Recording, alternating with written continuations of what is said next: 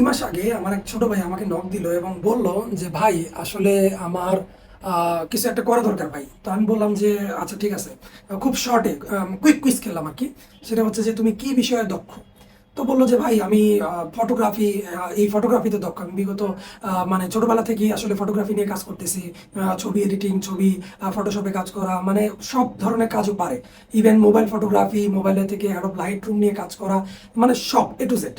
তো আমি পরে বললাম যে ওকে ফাইন, তো প্রবলেমটা কোথায়। তো বলতেছে যে ভাই আসলে আমার কাছে মানে ছবি তো আমরা তুলি, কিন্তু আমরা কি করি, ছবি তুললে সর্বোচ্চ গেলে ছবির একটা ফটো এডিট দিই, ঠিক আছে। কিন্তু এই লোকটা যে এত পরিশ্রম করে একটা ছবি তুললো, ছবিটা এডিট করলো, কাস্টমাইজ করলো, বিভিন্ন অ্যাঙ্গেল থেকে ছবিটা তুললো, এর কোনো দাম আমরা দেই না। সো যেখানে দাম নাই সেখানে কাজ করারও দরকার নেই, আমাকে ডিরেক্ট ফ্র্যাঙ্কলি বলে দিছে এখন তোমার টাকা লাগবে। সো আমার কথাগুলো মনোযোগ দিয়ে শোনো, listen to me very carefully.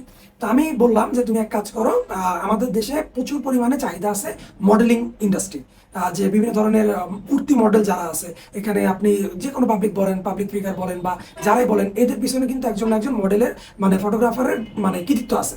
এই যে আমি যখন ইনস্টাগ্রাম স্ক্রল করি, তখন আমি দেখি যে অনেক সেলিব্রিটি বিদেশ যায় এবং তাদের সব ছবি কিন্তু তারা তোলে না, তাদের একজন নিজস্ব ফটোগ্রাফার থাকে, সে তাদেরকে ছবিগুলো তুলে দেয়। এটা হয়তো আপনারা জানেন না, বাট যারা জানেন না তাদের কাছে জানাই রাখি। তো এরকম হয় যে সাপোজ মানে ওই দেশে সেটেল আছে এরকম ফটোগ্রাফার, ওই কোনো একটা অ্যাক্টর বা অ্যাক্ট্রেস ওই দেশে গেছে, তখন সে তাকে দিয়ে সেই ছবিগুলো ক্যাপচার করে এবং ছবিগুলো তুলে এডিট করে দেন ওইটা মানে প্রোফাইলে দেয়। তো এই বিষয়টা মনে হয় অনেকেই জানেন না। তো আমি ওকে বিস্তারিত দেখাইলাম, ব্রিফ করলাম। এখন বললো ভাই এখন কি করবো। আমি বললাম ওকে তোমার কোনো ইনভেস্টমেন্ট আছে, বললো না ভাই ইনভেস্টমেন্ট নাই। তো আমি বললাম ঠিক আছে, আমি তোমার অ্যাক্টিভিটি দেখলাম এবং তোমাকে দেখার পরে, তোমার ছবি কোয়ালিটি দেখার পরে আমি বুঝলাম যে তোমার মধ্যে ক্রিয়েটিভিটি আছে, জাস্ট এটাকে এখন বিজনেসে কনভার্ট করতে হবে। তো আমি ওকে প্রায় 50,000 টাকা সমমূল্যের যে গ্যাজেট গিয়ার লাগে সেগুলো দিয়ে ওকে ছোট্ট একটা ফ্রেন্ডের একটা বাসায় আমি ওকে একটা ছোট্ট সেট আপ করে দিলাম, যেখানে ও ফটোশ্যুট করতে পারবে, প্রফেশনাল ফটোশ্যুট। যে ছবিগুলো আমরা বিভিন্ন ম্যাগাজিনে দেখি, সাপোজ বিভিন্ন পত্রপত্রিকায় যে আসে, ওই ছবিগুলোর একটা প্রোমো টাইপ ভিডিও, মানে ছবি আর কি। যেমন হচ্ছে আপনারা যদি কালের কণ্ঠ পড়ে থাকেন, তাহলে ওখানে একটা শোবিজ একটা পাতা আসে, সম্ভবত সোমবার দিন এটা বের হয়। তো ওই পাতাতে কিন্তু বিভিন্ন রকমারি, বিভিন্ন ডিজাইন, ঠিক আছে, এগুলো নিয়ে আসে। আমি মনে হয় লাস্ট একটা শোবিজ দেখছিলাম হচ্ছে জেফারের একটা মানে পুরো প্রোফাইল নিয়ে তার একটা পুরো মানে মানে ছবি টবি দিয়ে একটা ফিচার করছিল। তো আমি ওকে বললাম যে ঠিক আছে তুমি এরকম ফটোশুট করতে থাকো। এখন আমি ওকে পুরা সেট আপটা করে দিলাম, পুরা যা যা করা দরকার সব করে দিলাম। এখন বললো ভাই কাস্টমার কিভাবে আসবে। ওকে, তা আমি বললাম দেখো ইনিশিয়াল কাস্টমার কারা। ইনিশিয়াল কাস্টমার তোমাকে ধরতে হবে টিকটকারদের, ঠিক আছে।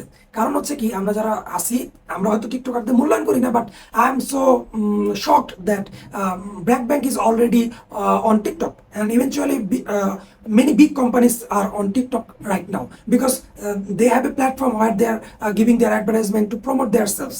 So TikTok is not a ground zero level advertisement platform. So সবাই ওইখানে কিন্তু আস্তে আস্তে মুভ করতেছে। তো যারা টিকটকে উঠতে যাচ্ছে, তুমি তাদেরকে নাও, তাদের নিয়ে তুমি 100 ছবি তোলো, 100 ছবি, তোমার যেহেতু ক্যামেরা আছে 100 ছবি তোলো, এবং তোমার যেহেতু একটা ল্যাপটপ আছে আর কিছু দরকার নেই, বাকি জিনিস তো আমি কিনেই দিছি, লাইটিং থেকে শুরু করে ব্যাকগ্রাউন্ড এগুলো সব তো আমি করে দিছি। সো তুমি ওইখান থেকে ওদের ছবিগুলো তুলবা এবং ওদের ছবিগুলো খুব সুন্দর করে শুট করবা এবং ওদের প্রোফাইলে তোমার পেজে আপলোড করবা। তো বললো ভাই এটা তো অনেক মানে আগের প্রসিডিউর। আমি তখন বললাম যে দেখো এটা শুরু করো, তুমি যদি ইনকামের চিন্তা করো ওইটা পরের কথা, আমি যে ইনভেস্ট করছি এটা চিন্তা করো, এই টাকা আমাকে কবে ফেরত দিবা। তোমার থেকে আমার মাথা ব্যথা বেশি, কারণ তোমাকে 50,000 দিছি, আমার মানে টার্গেট হচ্ছে 3 মাসের মধ্যে আমার 1 লাখ টাকা লাগবে। তো তোমাকে কিভাবে কি করতে হবে ওইটা আমি বলে দিব, তুমি যদি ব্যর্থ হও ওইটা তোমার ফল্ট, কিন্তু আমার দিক থেকে কোনো অর্ডার যদি তুমি করতে অস্বীকার করো দেন ওইটা তোমার ফল্ট। ও বললো ঠিক আছে ভাই, ওকে ফাইন। তো আমি ওকে অনেকগুলা কাস্টমার মানে বিভিন্ন জায়গা থেকে এনে ওকে দিলাম, যারা মডেল হইতে চায়, আমার অনেক ফ্রেন্ড সার্কেল আছে, ওদের ফটোশ্যুট করাইলাম। দেন ওরা বিভিন্ন জায়গায় ফিচার করলো, ঠিক আছে, যাদের কাছে পাঠানো দরকার বিভিন্ন ডিরেক্টর, প্রডিউসার, ওদের সাথে কন্ট্যাক্ট করে ওদের কাছে পাঠালাম।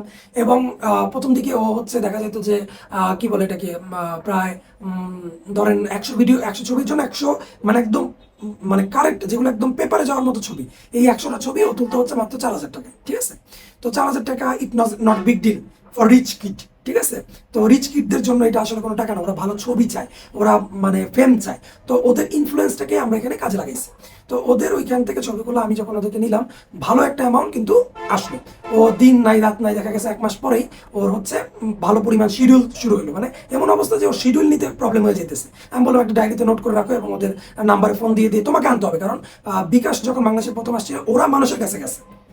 এখন মানে বিভিন্ন ব্যাংক থেকে শুরু করে সকল কোম্পানি বিকাশকে তাদের কাছে চায়। এর একটা বড় রিজন হচ্ছে বিকাশ প্রথমে বড় একটা ফান্ড নিয়ে সবার কাছে গেছে যে আমার বিকাশটা আপনি রাখেন, আপনার দোকানে রাখেন, প্লিজ রাখেন। ঠিক আছে, এখন 10 বছর পর 12 বছর পর মানুষ বিকাশের একটা মার্চেন্ট অ্যাকাউন্টের জন্য 1 থেকে 1.5 মাস ওয়েট করে। I am not sure about that, যদি আমার ইনফরমেশনে ভুল থাকে so I am really sorry, but আমি লাস্ট টাইম যখন অ্যাপ্লাই করছিলাম আমার প্রায় 1.5 মাসের মতো লাগছিল। তো এটাই আর কি বললাম যেটা যে এখন পেমেন্ট হবে ডিজিটাল। তো তুমি ছবি তুলে দিবা, মানে 50% অ্যাডভান্স, 50% কাজের পর, দ্যাটস ইট। তো এরপর বললো যে ভাই এখন আর কি করা যায়, অনেক টাইম তো ফ্রি থাকি।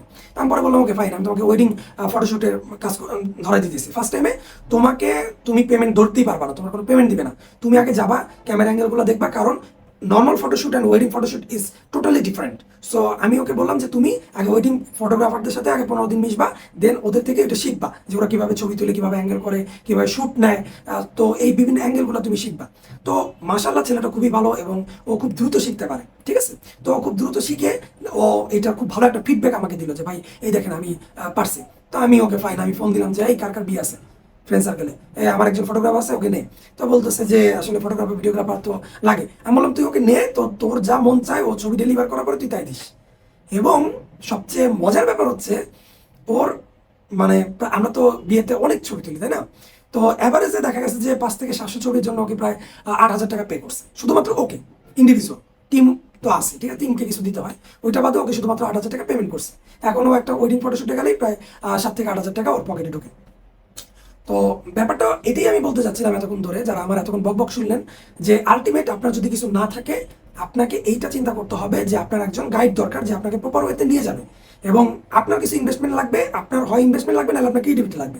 যদি আপনার ক্রিয়েটিভিটি না থাকে তাহলে আপনার টাকা ইনভেস্ট করতে হবে, আর ক্রিয়েটিভিটি থাকলে আপনাকে মানে মেধাকে বেচতে হবে, মেধা বেঁচে খেতে হবে। ঠিক আছে, তো এই হচ্ছে ওভারঅল ব্যাপার।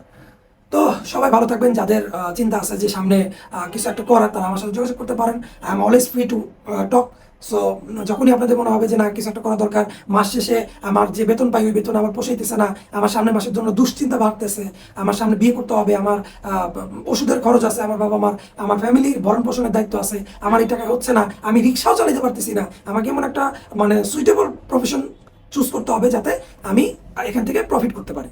তো আপনারা যারা ফটোশ্যুট বা মোবাইল ফটোশ্যুট বা এই ধরনের কাজ করেন তারা আমার সাথে কন্ট্যাক্ট করতে পারেন। এর বড় রিজন হচ্ছে ও 2 মাসের মধ্যে এত পরিমাণ ওর চাহিদা বেড়ে গেছে যে ওর এখন অ্যাসিস্ট্যান্ট দরকার। ঠিক আছে, অ্যান্ড 2 মাসের মধ্যে ও আমার 50,000-এর পরিবর্তে 1,00,000 টাকা আমার ফেরত দিয়ে দিচ্ছে। That is the fact. So thank you so much.